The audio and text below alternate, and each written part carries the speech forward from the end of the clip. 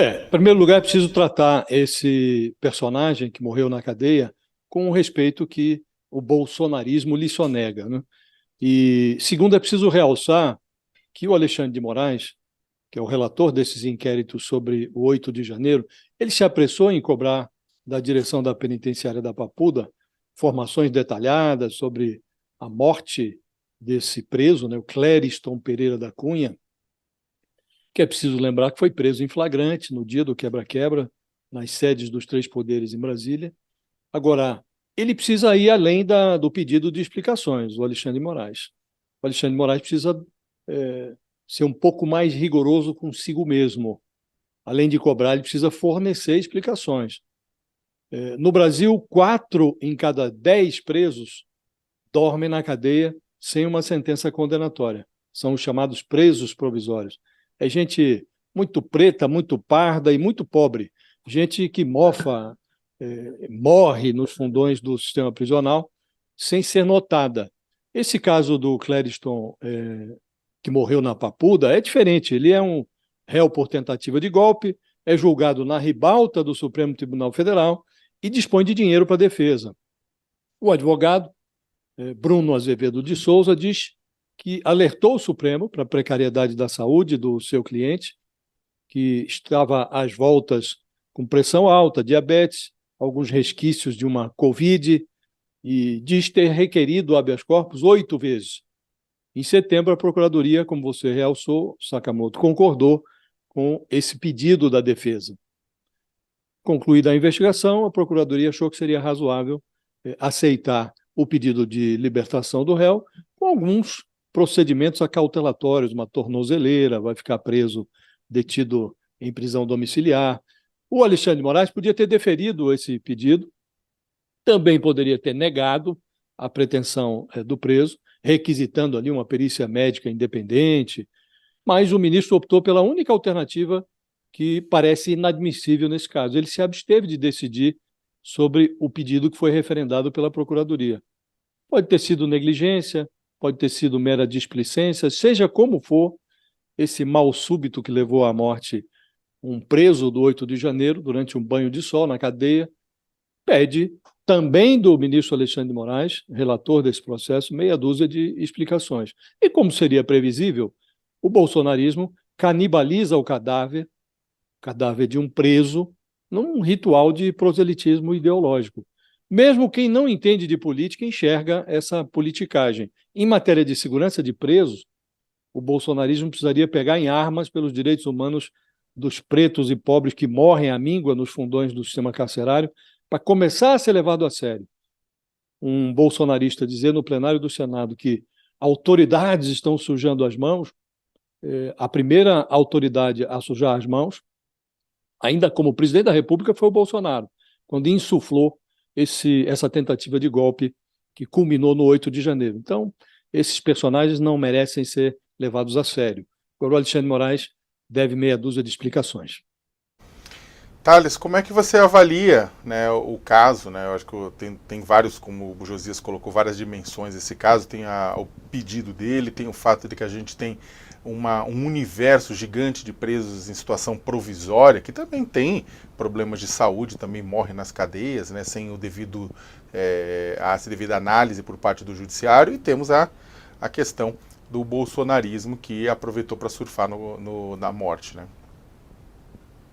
O primeiro tem-se que ver a questão do ministro Alexandre de Moraes. Ele realmente deve explicações à sociedade sobre isso.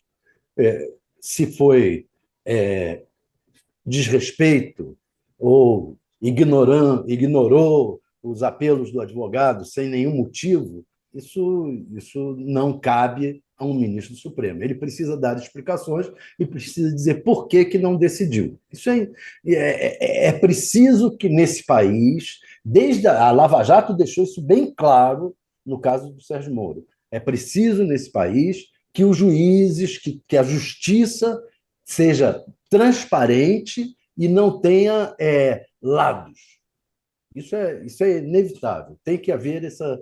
Agora, a outra lição que se tira disso é a questão da bolha bolsonarista. É muito triste a morte desse cidadão, muito triste. Agora, era um cidadão com Covid, né, que teve Covid e que, mesmo assim, continuava fazendo manifestações contra, contra a ciência, contra a favor de toda essa pensamento bolsonarista que é negacionista, que é contrário à ciência, contrário. Aí vem a outra dimensão, que é o que falou o senador. A primeira morte. Não, não, senador. Não é a primeira morte. Antes disso, houve 700 mil mortes pela Covid no país. A outra questão a se levar em conta é a forma como o Bolsonaro sempre tratou, e os bolsonaristas sempre trataram, os presos. O Bolsonaro tem um absoluto desrespeito pelos presos. Para ele, tudo que é bandido tem mais é que ser amontoado nos presídios e dane-se. Então, você faz uma manifestação como essa moça agora que foi no Ministério. Eles estavam atacando o Ministério da Justiça por ter o Ministério da Justiça por ter recebido uma senhora que é representante de uma entidade de direito dos presos. Ela é ligada, é esposa de um traficante. Sim, todos os presos têm algum motivo para estar ali. Todas essas entidades de direito dos presos são cheias de pessoas ligadas aos presos. É inevitável. Então, o Ministério dos Direitos Humanos recebeu uma série de entidades, entre elas, algumas pessoas ligadas a presos. E o bolsonarismo age como isso seja um crime, você dialogar pela melhoria da situação dos presídios. Aí, quando morre um deles, eles dizem, olha só, direitos humanos, agora estão falando de direitos humanos. Né? É muito interessante. Então, esse cinismo tem que acabar. Está cheio, nessa história, está cheia de pontas, de lugares errados, de cinismo e de abandono. A situação dos presos no país, a situação o olhar dos juízes sobre os presos é um olhar magnânimo e irresponsável em alguns casos. É preciso também cuidar disso. Ô, Josias, o interessante é que essa homenagem, esse minuto de silêncio, né, essa fala, ela aconteceu, ela foi deferida pelo Jorge Seiff, que é considerado inclusive quase que um filho postiço da família Bolsonaro, e lido, né, a crítica original lida pelo senador Gerão, que também é da oposição, né, ligado também ao bolsonarismo. O governo marcou toca nessa situação? Sim, né? Não tinha ninguém ali do governo para falar sobre essa matéria, né? Você poderia se solidarizar com o preso que morreu na cadeia e mostrar essa hipocrisia, né? O Jorge Seiff é mais bolsonarista que o próprio Bolsonaro. Ele atuou agora na CPI do 8 de janeiro, CPI do golpe, teve uma atuação deprimente, provocava vergonha alheia cada intervenção que ele fazia nessa comissão. E o senador Girão teve um papel idêntico na comissão da Covid, na CPI da Covid. Então, ambos tiveram a oportunidade de expressar o seu bolsonarismo à farta nessas duas CPIs. A CPI do golpe, a CPI da Covid, outro. Então, realmente são personagens que têm pouco crédito para falar sobre essa matéria, sobretudo porque algo é muito claro e nós realçamos aqui. Eles têm um desprezo hediondo por direitos humanos, pela situação precária da população carcerária no Brasil.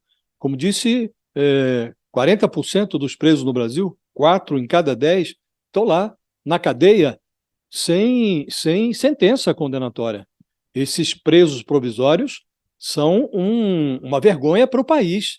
E não há notícia de bolsonarista se levantando contra isso, erguendo a voz contra isso, nos 4 anos do governo Bolsonaro, depois da derrota do Bolsonaro. Eles não falam sobre essa matéria. E não é por falta de material. Sempre que o Conselho Nacional de Justiça realiza um dos seus mutirões, ele identifica casos que são deprimentes.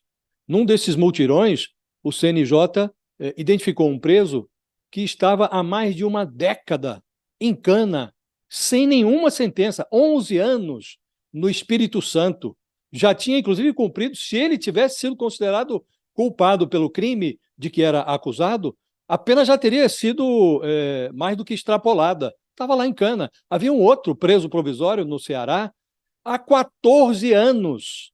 14 anos, um brasileiro preso sem sentença no Ceará. Então, não é por falta de material que os bolsonaristas se abstêm de tratar dessa matéria. E agora, oportunisticamente, aproveitam, utilizam, canibalizam o cadáver de um brasileiro que morreu lá na Papuda para fazer proselitismo.